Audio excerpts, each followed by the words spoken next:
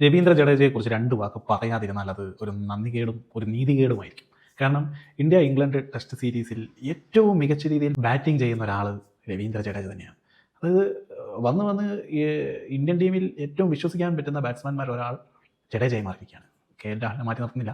K L രാഹുലും രവീന്ദ്ര ജഡേജയൊക്കെയാണ് നമുക്ക് ഏതൊരു സിറ്റുവേഷനിലും ഇവന്മാരവിടെ ഉണ്ടാവും, ഇവന്മാർ ഔട്ടാവില്ല എന്ന് നമുക്ക് വിശ്വസിക്കാൻ തോന്നും. നമ്മുടെ രാഹുൽ ദ്രാവിഡ്, ലക്ഷ്മണനൊക്കെ നിൽക്കുമ്പോൾ നമുക്ക് അങ്ങനെ ഒരു ഫീൽ ഉണ്ടായിരുന്നത്. എന്ത് തന്നെയായാലും രവീന്ദ്ര ജഡേജ ഇങ്ങനെ റെക്കോർഡുകൾ ഇങ്ങനെ തകർത്തുകൊണ്ടിരിക്കുകയാണ്. ഇന്നലെയും അദ്ദേഹം ഒരു റെക്കോർഡ് തകർത്തു. അതായത് ഇംഗ്ലണ്ടിൽ 1000 റൺസ് നേടുന്ന 7ാമത്തെ ഇന്ത്യൻ ബാറ്റ്സ്മാൻ, വെറും 7ാമത്തെ ഇന്ത്യൻ ബാറ്റ്സ്മാൻ എന്ന് പറയുന്നത്. ഈ സീരീസിൽ തന്നെ കെ എൽ രാഹുലും ഋഷഭ് പന്തും ഈ നേട്ടം കൈവച്ചിരുന്നു. ഇതിന് മുമ്പ് സച്ചിൻ ടെണ്ടുൽക്കർ, രാഹുൽ ദ്രാവിഡ്, സുനിൽ ഗവാസ്കർ, വിരാട് കോഹ്ലി ഈ 4 പേരെ ഇത് നേടിയിട്ടുള്ളായിരുന്നു. ഇംഗ്ലണ്ടിൽ പോയിട്ട് ഈ സ്വിങ്ങും പേസൊക്കെ ഉള്ള പിച്ചിൽ പോയിട്ട് റൺ നേടുക എന്ന് പറയുന്നത് വലിയൊരു വെല്ലുവിളിയുള്ള ഒരു കാര്യമാണ്. ഒരു ബാറ്റ്സ്മാനെ റിയലി ടെസ്റ്റ് ചെയ്യുന്ന ഒരു സ്ഥലമാണ് ഇംഗ്ലണ്ട്. അവിടെ പോയിട്ടാണ് ഈ 1000 റൺസ് നേടിയിരിക്കുന്നത്. നിങ്ങൾ ആലോചിച്ച് വേറെ എന്തോരം ആൾക്കാരുണ്ടായിരുന്നു.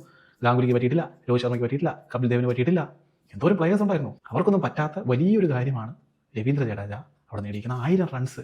പിന്നെ ഈ സീരീസിൽ ജോ റൂട്ടിനേക്കാൾ റൺ അദ്ദേഹം നേടിയിട്ടുണ്ട്. 5 50 അദ്ദേഹം അടിച്ചു കൂട്ടിയിരിക്കുന്നത്.